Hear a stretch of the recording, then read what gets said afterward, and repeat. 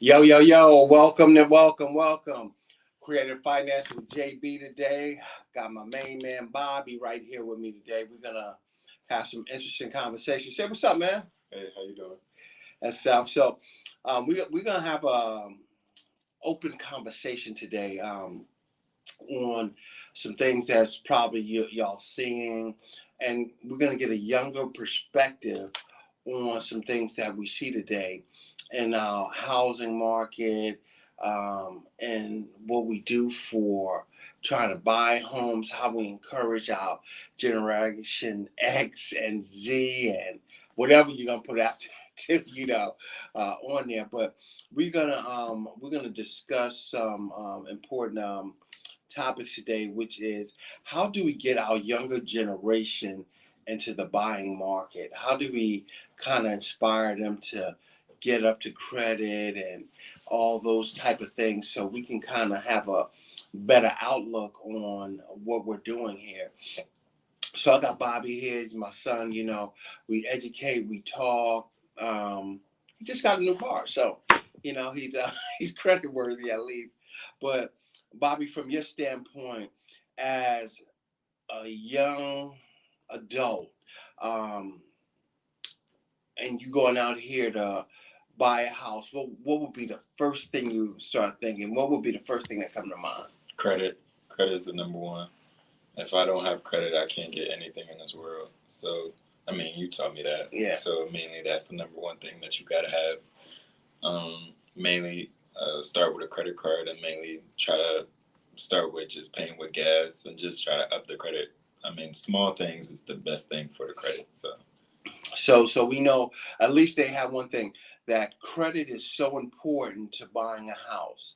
Is good to stabilize. It's good to get them going. So, start them off young. We talk about credit all the time, and the benefits of it and what it does.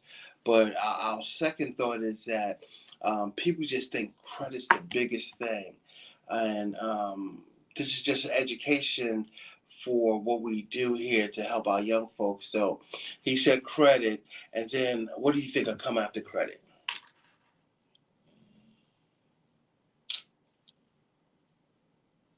I feel like if you have your money straight, I feel like more saving. Definitely after credit, saving money. Yeah. Every check if you can. At least not as much as 100 grand, but mainly 10,000. Start with 10,000. Start from 15, then to 20. I feel like that can really start you off good too. That's a good answer. That's a great answer. So we have credit now. We're stabilizing some money. So that money that we're talking about is for closing costs. It's for being able to have money for down payment assistance and being able to have the opportunity to um, know that you secure that. Yeah, we do have programs for that. We have down payment assistance. We have so many things that we could do um, in this whole spectrum, but we have to remember that one of the main things we need to have is that down payment money, that money for to secure and to put down on the house, because some of the things you might have. Tell me some of the things you might have to pay for. You think of with that money that you saving when you buy a house. Um, Anything, just my car. yeah, no. But I'm talking about in the house. Just think of. Oh, like air conditioning. Um, But we buying a house, so we're gonna look at the first things. First is we have to see an appraisal. yes, We, of the building. Yes. yeah, to make sure that we're able to get that same value out of that building.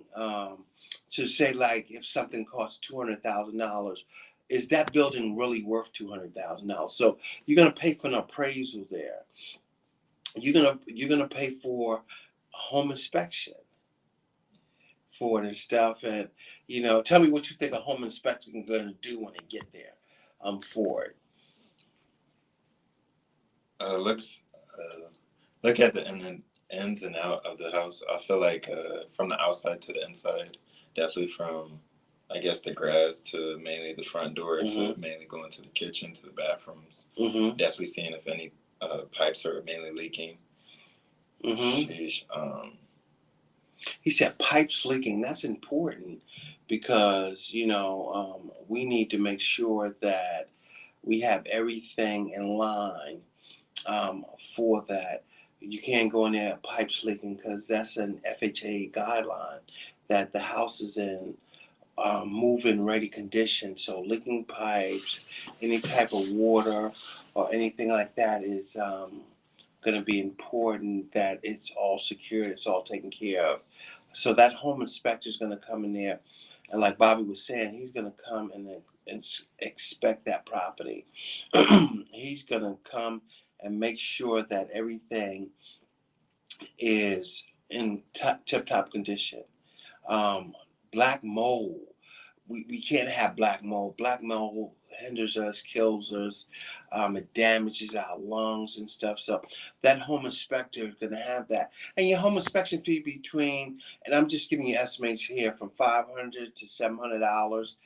For your appraisal fee might be the same between $500 and $700. So on a bigger end, you're looking at $1,400 that we're going to have of that $10,000 that we're going to use for it.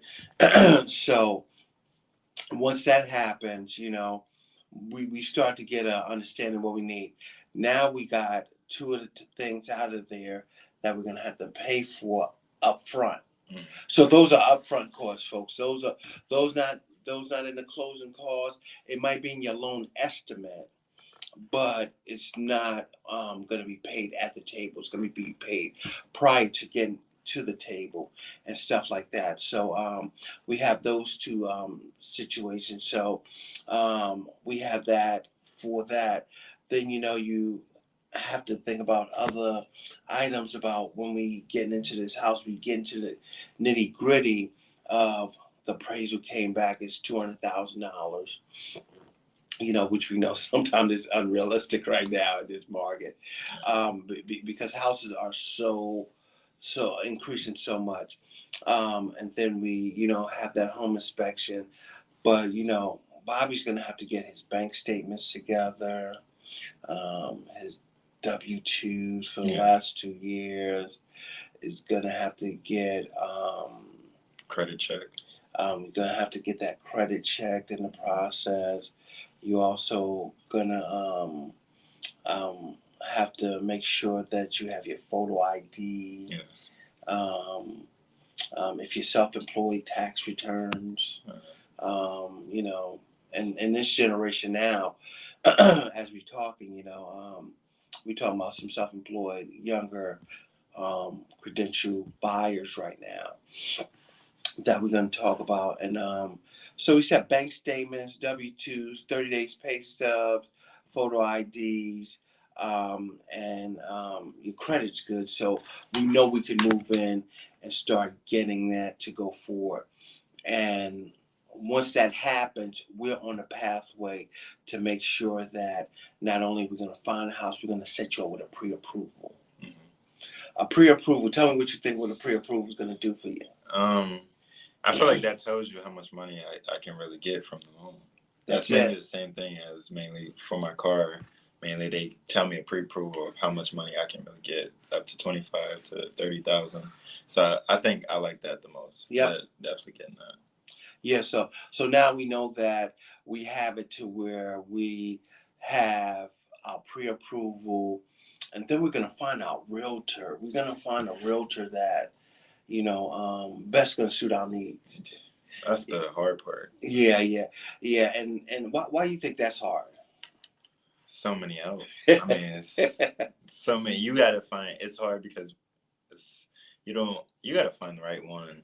I feel like that's the hardest part. Once you start to go from realtor to realtor, you really don't know who to really trust. Right. And I feel like everybody, sometimes if you don't ask the right questions, a lot of realtors will scam you. Mm-hmm. So, I mean, from experience, I've talking to different realtors of just looking at different properties. And I mean, sometimes it's like some realtors will just rush you to a purchase, just push you. just push you so hard, and it's like, no, this isn't the house that I want. So actually communicating to the realtor and actually saying that is a big difference. Can definitely help you out in the long run too.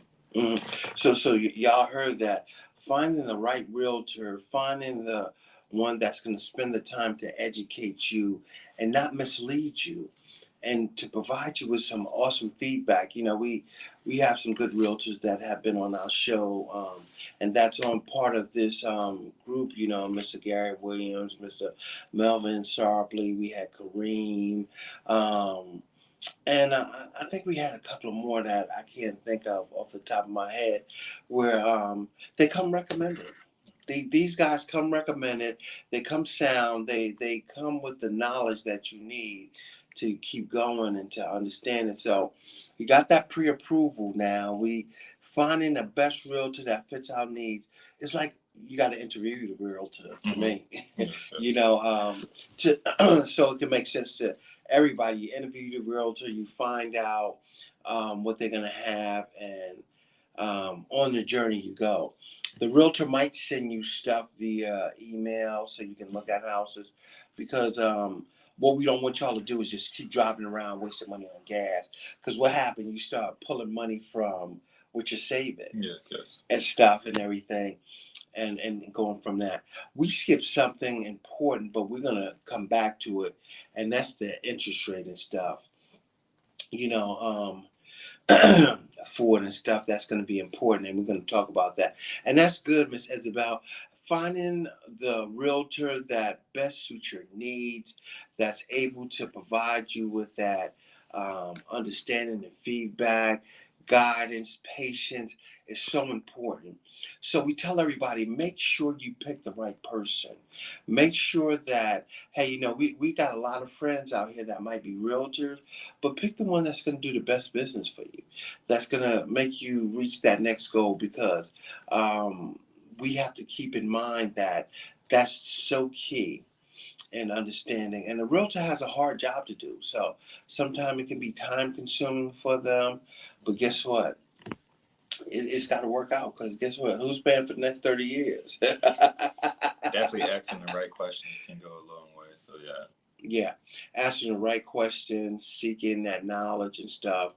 And then we start looking at houses, and tell me some of the things. So you setting your parameters. We know Bobby like big houses. He likes huge. I do.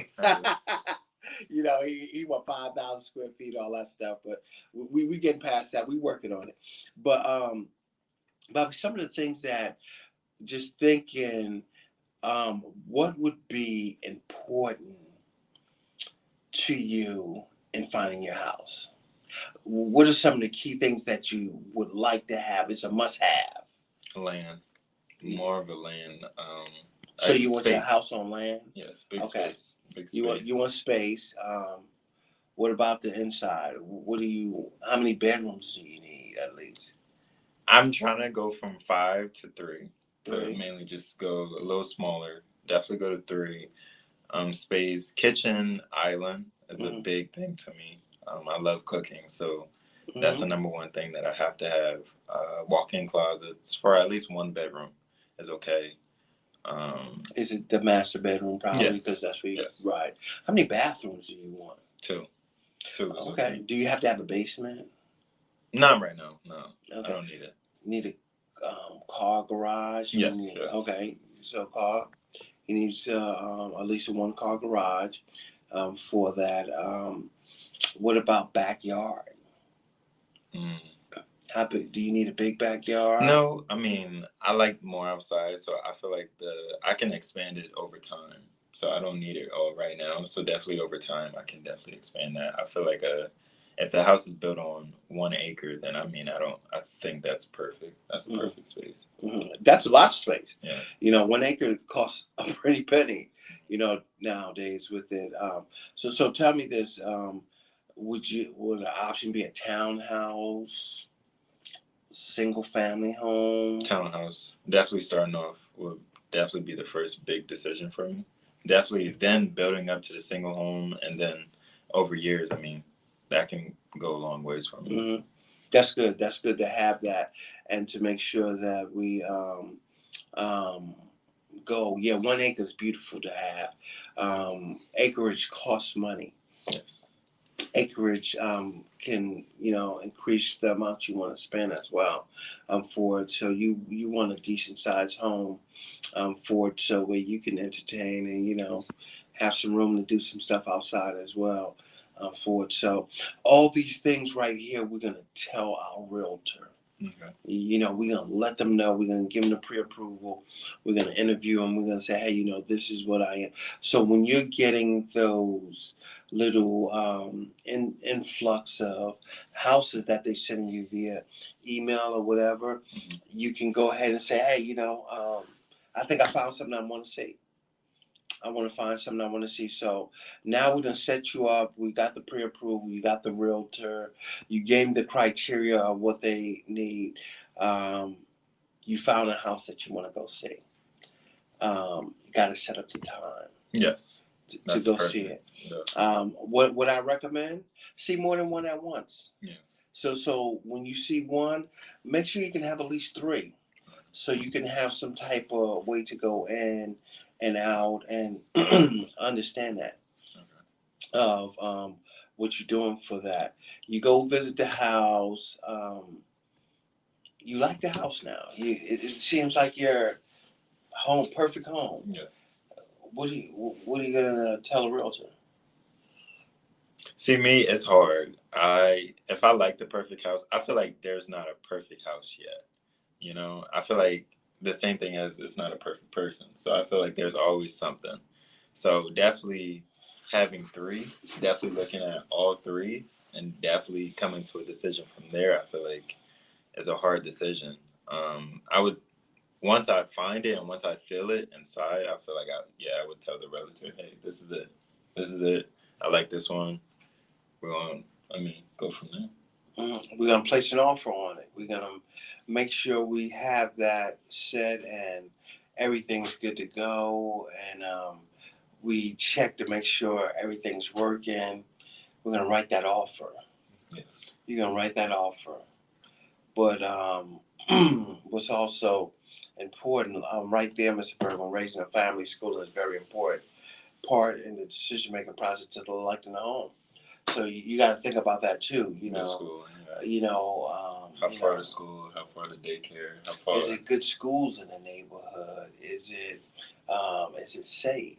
Yes. Because some neighborhoods, not saying that something can't happen in any place, but some neighborhoods are have a more conditioned way and more security around there. But you want something where it's more activities for the kids. Amenities. Amenities for it and stuff, for them because, when they're not at home, YMCA, Boys and Girls Club, so gym, you consider those different aspects of it and everything, and you kind of go from there. So once that happens, we take all of that into consideration for what's happening. So we're going to write that offer now because we're going to pick a good neighborhood that we feel comfortable with.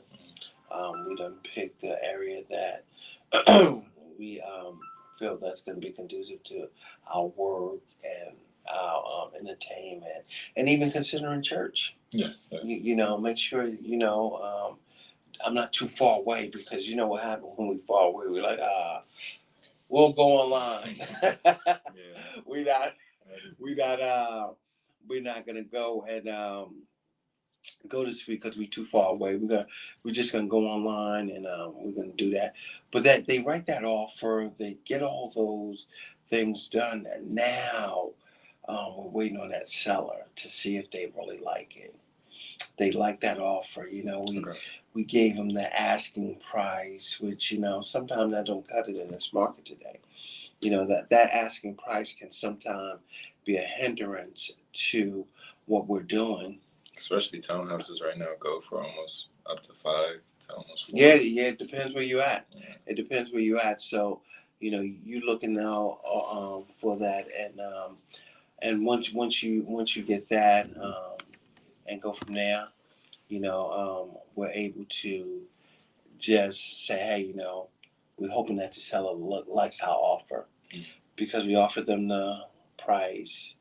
We showed them that we had money, because we talked about that. The bank statements. Yeah, through the bank statements. Well, the pre-approvals established that, but we went on and we have that money at hand in the bank statement. So we told them, hey, we're going to put 1% down. So if it's $200,000, we're going to put $2,000 down, which is it's fair. It's fair amount, depending on if you have other offers. If you have other offers, to be competitive, you say, oh man, I put 2% down for the stuff. And go from there. Yeah, Bedside Baptist. You know what that is, Mr. Bird. We all experienced that on that weekend. When we get tired and we done did more than we should have. So hopefully we got a nice house that we can be able to relax in as well. So we submit the offer. They come back. We gave them all the details and stuff. We're gonna close in 30 days and stuff. Make sure your neighbors are okay too. Yeah, that's a big one. Yeah, that's a big one. Definitely make sure. Some crazy people out there. It is, and it's good to know that with these people that's out here, they have to go through the whole scouting process too, to make sure they're good, for it. But we did that. We did all our due diligence and stuff. But I always tell folks, we don't just go and just put an offer in right this minute. We have to sleep on some things. I know people might say, let's do it right now before it go. Yeah. You have to put it down to see what it is. Because you're going to be having this for the rest of your life. 30 years is a long, long time. 30 years. But they said people stay in houses between 3 and 7 years, till they go to the next one, and you upgrade depending on the family size and stuff. So you have those type of situations, and we consider that, but we sit and we make a educated decision on that. And once we make that educated decision, then is huge and stuff for to make sure that we go forward. But they accept the offer now. We in a mode of, they like our offer. Everything seemed good. What do you think our next step is? Move-in date. Move-in date. That's one thing to consider. But after we got that offer accepted, what do you think we're gonna do next to secure our things? Because we wrote the offer. We told them what we're gonna do. Our next ideal thing is get that money that we told them, that 1 or 2%, and the cashier's check, and make that payable to that listing agent. Make that payable to that listing agent, and the reason we're doing that is to show that in our offer, what we said we was gonna do, we did. We did it. We stuck to it. We jumped in it, and once we jumped in it, we said, hey, we in this game now. We ready to go forth, because we're fulfilling the commitment of the offer. Yes. People and people fail sometimes on those commitments to fulfill those items when they're doing stuff, and it's so important. So I always tell folks, what you're putting on here, and that's why I said go and you got to think about it. What you're putting on this paper, you got to bring it to full intuition once they say yes. Okay. Once they say yes, you got, because your realtor's gonna call and say, hey, yo, Bobby, where's that $2,000?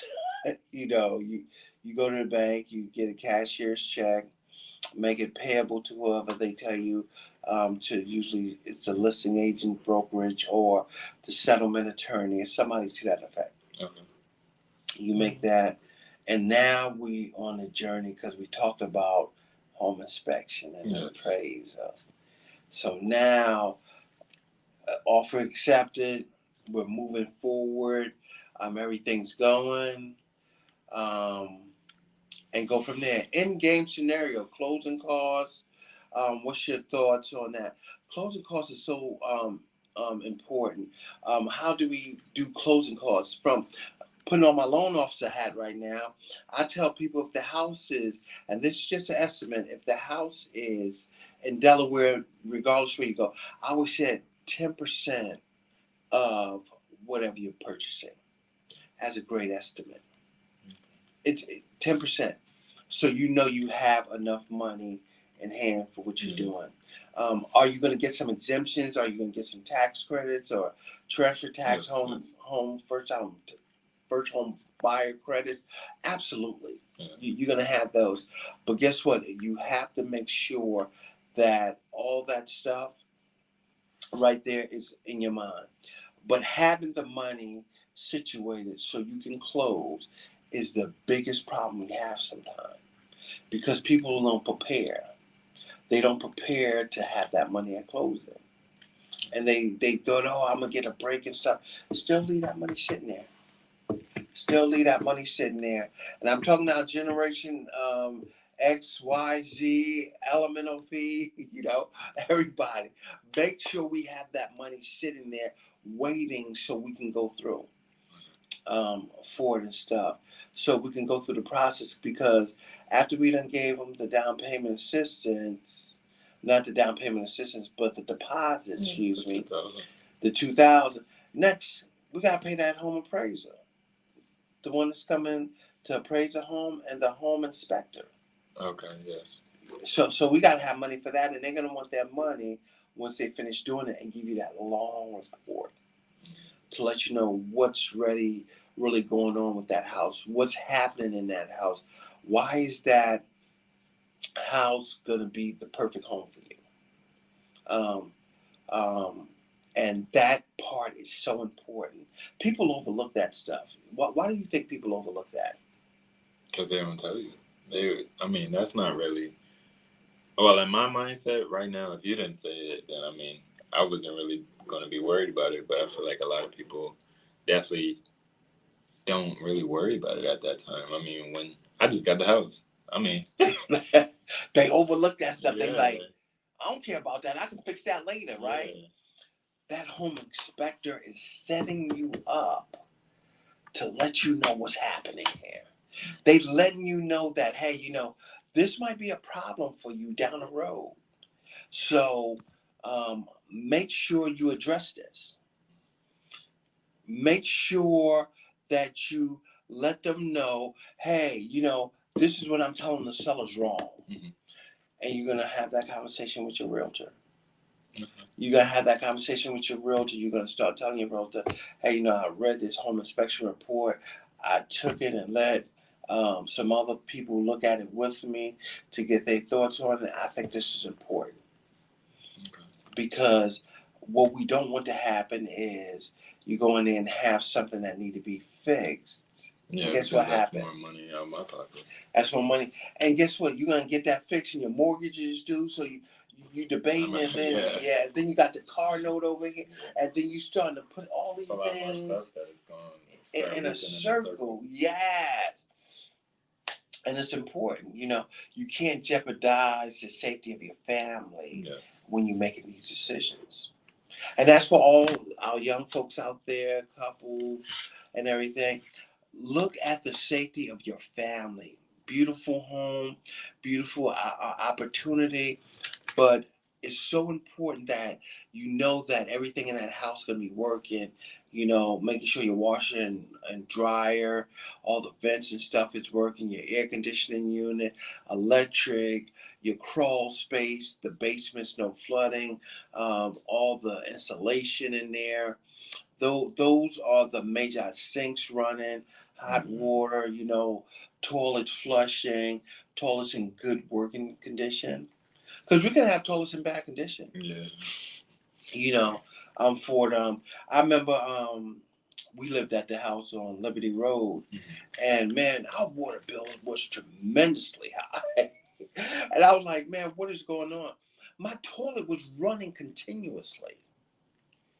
But guess what? I was paying a sewer bill almost $800 a year for it. And, That's when artesian water came out and said, for your house size, this shouldn't be like that. And then we had to have them do it, and they dug up that yard and all that stuff. And it came to the thing, it was like, wow, what's going on?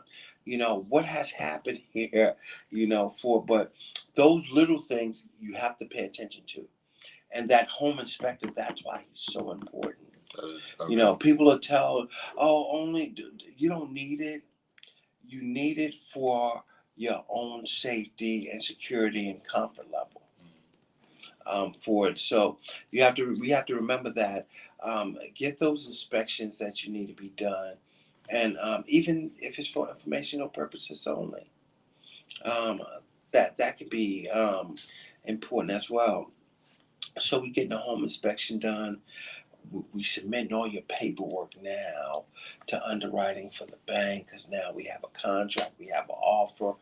We are in go mode. Yes, everything's We full send.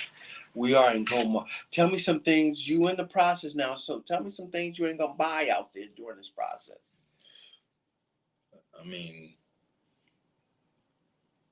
You're not gonna buy nothing. Yeah, I can't buy You it. can't buy nothing. That's the bad See how he was thinking? Just think like this. I can't buy nothing. You can buy some snacks. You can continue to eat your dinner. Yeah. You can't make no large purchases. I won't have money though at that point in time too.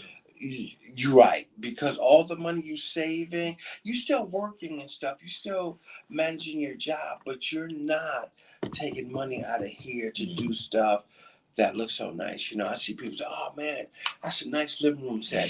Wait till you get the house. That's definitely me. Wait till you get no large purchases. No large purchases.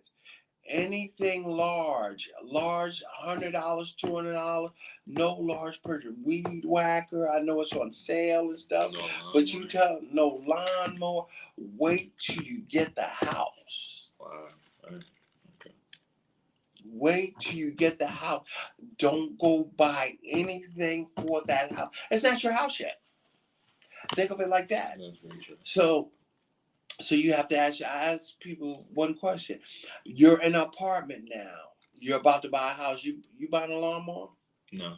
No. Wow. You buying a weed whacker? No. Oh, okay. Shoot. You buying a brand new car because you have that apartment? You buying Gucci? You buying Fendi? You buying Michael Kors? No. You're buying a house right now. That's the only focus. That's the only focus. We try to teach our young folks here how to get this done, how to pay attention, how to focus on these things, how to not be misled in this whole home buying scenario here, because that happens a lot. That's right, bread, noodles, and water. And if you use tap water, make sure that you just boil the water and then pour it and put it in the refrigerator. Do something. But we're not going over, we're in a really tight restriction mode for us on there. And like Isabel, I didn't even buy furniture until everything was in stone. Because guess what? If it fall out and you buy that stuff, where you putting it? That's more money out of my pocket because I got to buy a storage closet. There you go. You see what we talking about here? We buy a storage closet. So we have to think of the whole scenario of what's happening here. I know this seems like basic, but it still need to be preached.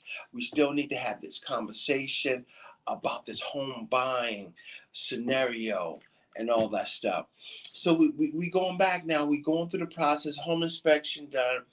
Appraisers coming out. You done gave that appraiser that money for it, out of the money you save out of your closing costs.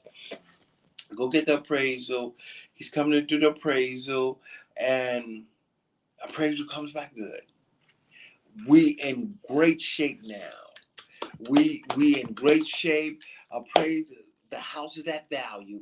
What we mean the house is at value is that if we put in a $200,000 offer, the house is worth $2,000 or better. That's good. So if the house coming way over $200,000, you got some moving equity already. Move in equity. That's what we strive for. That's the one of the American dreams. Move in equity. We're getting it. We're storing it. We're putting it together. It's looking good. Boom. Came back. We all said we getting our last coins together. We talking to that loan officer, and they said, "Hey, what's my final number?" We getting there like we got to lock in the interest rate. Oh boy, we talking now. We already got a preliminary interest rate of when we did it. Now this thing might have went for good to bad, from bad to good. We don't know where that's at, but guess what? We're getting ready to find out. So we call the loan officers. Hey, did you lock my rate? What it is? That's the conversation we want to have. A couple of weeks out, we was like, hey, Bobby, I got you at 5.875, but the rates have dropped tremendously today. I know it's 2 weeks away. Let's lock this thing in. Let's lock it in. Let's secure it. Let's make sure that we're going from 5.875 to 5.5%. Saving us plenty of money over time. People say, oh man, what is that? $60, $70? $60, $70. Same for the loan. $60, $70 for 1 year is $720. That's groceries if I'm just a single person for a long time. Yes. That's a couple of light bills. That's a couple of water bills for that I done saved over a long time. So we locking that rate in. We having that conversation. This is what your mortgage is gonna look like. If we have good insurance. Now we're gonna go find an insurance carrier. Yes, because for that home insurance. We need home insurance. How much home insurance you think we need? How much does home insurance go for? That's the thing too. Mm-hmm. So what we would say like 500. So if the house is 200,000, home insurance is 200,000 or better. Okay. So and see, this is another thought for y'all. If the house burned down or something happened or car come through it, anything happened, we need to be insured to have that house rebuilt. Okay. It might be more than that based on supplies. Yes. So home insurance have to be equal or above what it is to bring that house back to where it originally was if something happened. Okay. So when people say, well, we're gonna give you a little bit, we're gonna give you got a $200,000 house, but the home insurance, Bob, we're gonna give you 150. No, give me 200,000 or better to build that home. Because supplies go up, I need to be back in the same situation I was in if something happens to my home. And that home insurance going to be included in there. Another catch that I need to share with our young folks is deductibles. Everybody heard about car deductibles, right? Car deductibles. Now home deductibles, you think they different from car deductibles? I hope so. They're about the same. They're about the same. So, you're going to have a 250, 500, 1,000, 1,500, 2,500. You know what the catch is? The higher the deductible, the less you're going to pay for that insurance. Why do you think it's like that? I really do not know. So the reason it's like that, if they know you got to come up with $2,500 and a window break and that window ain't $2,500, the insurance company don't have to pay. See, wow, you learn something new. Yeah, so we talking about things that we have to look at. If it's a $500 deductible and the windows break and to get the window fixed, it might be $1,000. The insurance company gonna have to recover money. We're in a business here to make. So the higher the deductible, probably the less the premium is you're gonna pay. Okay. And I'm not saying this is like this all the time. This is just a scenario in the fact that those are things that are strategically planned according to how you purchase it. So I always tell people you got to get an affordable deductible or something you can have in your bank account saved for deductible. So what does that mean? If I'm used to only having $500 to $1,000 um, on that, boom. I thought the insurance rate was based on the community. Well, absolutely, Mr. Henson. It is based on community wealth and the value in that community of that home.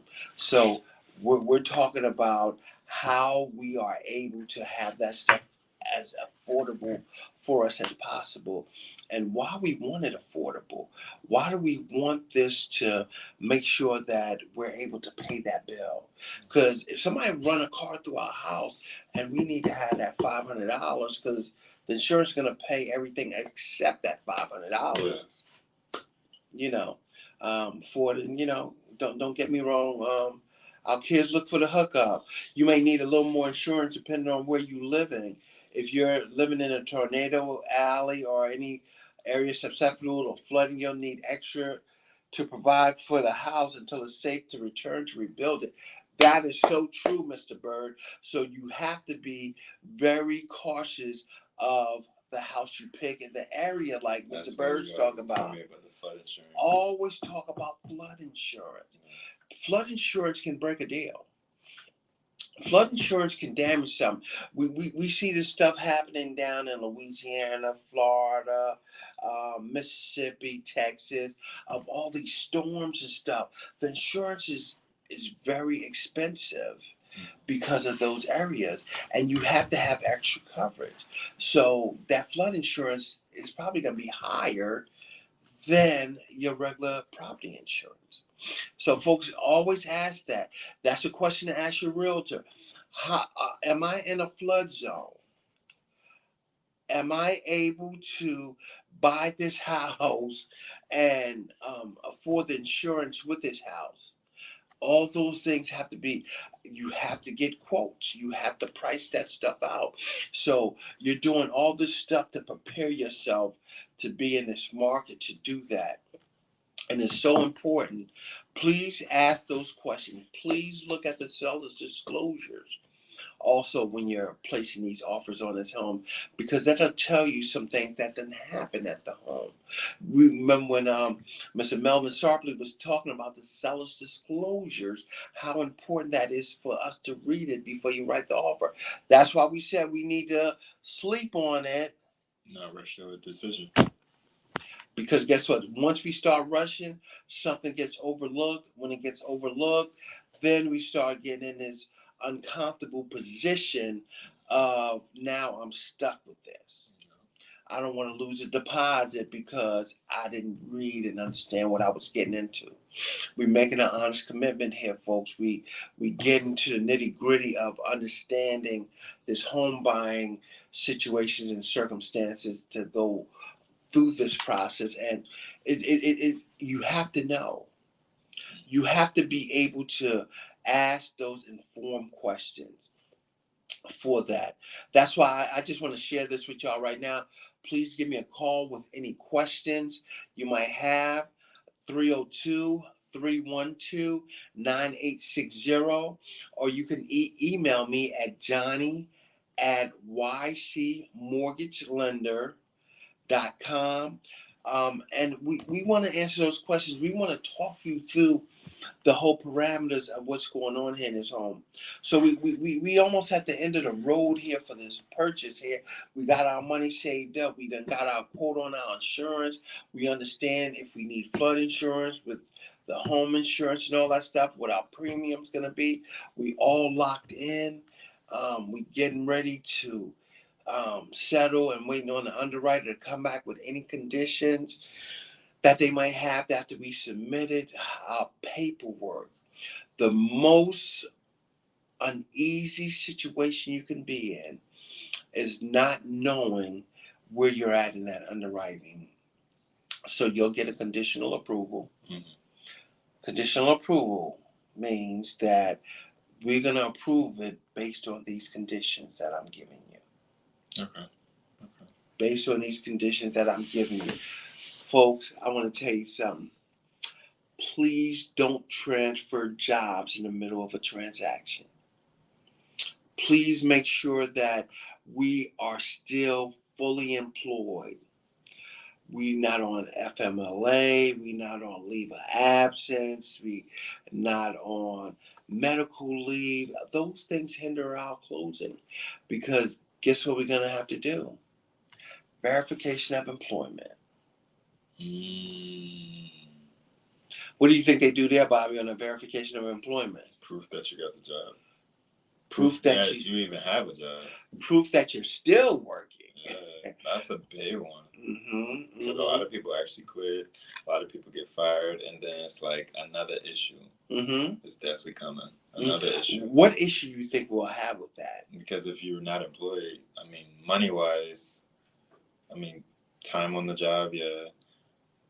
I feel like money-wise, that's another. You can't afford the mortgage. Yeah. You can't pay the bank back. They're giving you money. So you haven't even uplifted your end of the deal. That's it. That's what we're focusing on. Making the commitment to go all the way through. So I know that employee done made you mad at work. They done push you to the limit. They done challenge you. They done put a little muscle on you. They feel like, as another man might say, put a little muscle on you. But guess what? You got to stand up and let them know that, hey, you're not going to mess up this next stage of my life, of my journey of home ownership, because I have to control my patience and my understanding with dealing with this stuff. And when we doing that, it's so important to do that.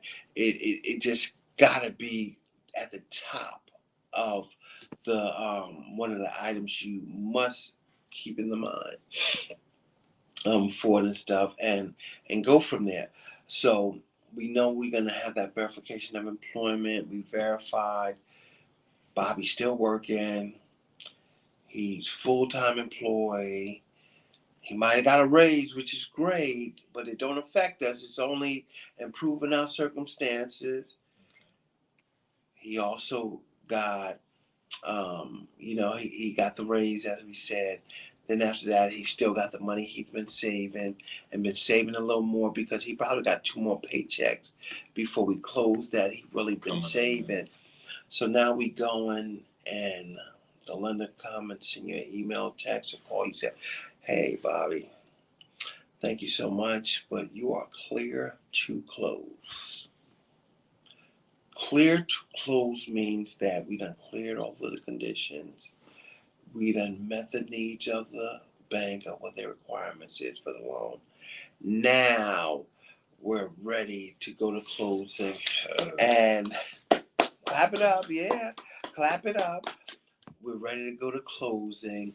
And going to closing, we're going to the bank to get a cashier's check for the amount we're for $200. Now the bank's gonna pay us. Gonna put a portion of that, but how are we gonna find out our closing costs? Through the title company. It's gonna balance the numbers with the bank, and then they're gonna shoot you and say, hey, this is the amount we need for closing costs. Guess what? Your closing costs, the amount you bring in, should not exceed what they disclose to you. Let me say that one more time. The amount that you're bringing should not supersede what they told you the estimate was when you signed off on it and the intent to move forward. Do they normally change it? Change it for less? Absolutely. Not more. Not more. I can't come back and, as Linda said, oh man, I worked hard on this deal. You're supposed to pay me $2,000. I want $3,000 because I worked extra hard on this one and I had to do more work, and now I'm putting this on you. No. What you have set up front is what they get. Is what you get. You paying your loan officer. You paying your title company fees. You paying your escrows. You're paying all those fees, because we have a thing called tolerance. A 10% tolerance. If we exceed that, then somebody got to pay out of pocket, which means the bank has to pay. The loan officers got to cover that. And that comes out of the loan officer's money that he was supposed to make to feed his family or her family here. So we got to have those numbers, and we have to be in a good position to do that. But I wanted to end on a note of the interest rates. We've seen a lot of stuff this week, folks. Interest rates are dropping, they're going down, they're moving to a new level. Please watch and be observant of it, because you'll need to know that changes your buying power, that provides you a new way to save money on your current loan. We went through some years here where we were just had high interest rates, and Crazy. now we're going through where it's coming down. So something is coming down. It's not 2%. I want y'all to be clear. These are not 2 and 3% rates. These are not 2, 3, 4% rates. These rates are lowering down. We're in the fives right now for us. And we're talking about that's without buy downs, which is another story in itself. But we are coming down. Make sure we make some good decisions. Those interest rates changes your buying power. It puts you in a better spot to improve your spending when you're purchasing a home. Of when you're out here making that decision of how we gonna live affordable and not above our means. And that's what we did. So Bob, we almost at the end of the show. It's so much stuff that we talked about today. Tell me your biggest takeaway point right now of something planning for your house that you want to start doing today. Definitely saving, big saving, big working on credit. I think those are the two big things that I took away from today. Mostly closing costs and mainly interest rates. I didn't even know. So learning that today from you is definitely a big thing. Right. And I can take this for a long haul. Yeah. So we got to remember, folks, we got to teach our young people right now. If you have children, I don't care if they're 15, 16, 17, 10, 9, 8. Teach them about home ownership. Teach them about the things that have to go into owning a home so they can get that instilled in them early, so they can be homeowners, so we can live this American dream, and that we can have the freedom to go out there and find that best house possible that fits our needs. Man, I'm so excited about today. I love having Bobby here, but this is Creative Financing with JB. Man, thank you for tuning in. We'll see you next week. We're bringing on our special guest, that realtor guy you probably see, and we're going to have some question and answer periods for it so we can discuss something new in this game that's changing. And we want everybody to know how it reads, what it's going to affect, how it will play out, and what to think about it. We're going to have it from the realtor standpoint to the lender standpoint. How can we overcome some of these obstacles we're going to run into? Why is it going to be important to be aware of it? And make sure that people are aware of the changes of what's happening here, of buyer's agreement, buyer's closing costs, realtor fees for their services rendered. We got all that next week for you. This is Johnnie Bazemore with Creative Financing. We thank you. Man, buy that home, live in it, and make it affordable. Y'all have a great evening.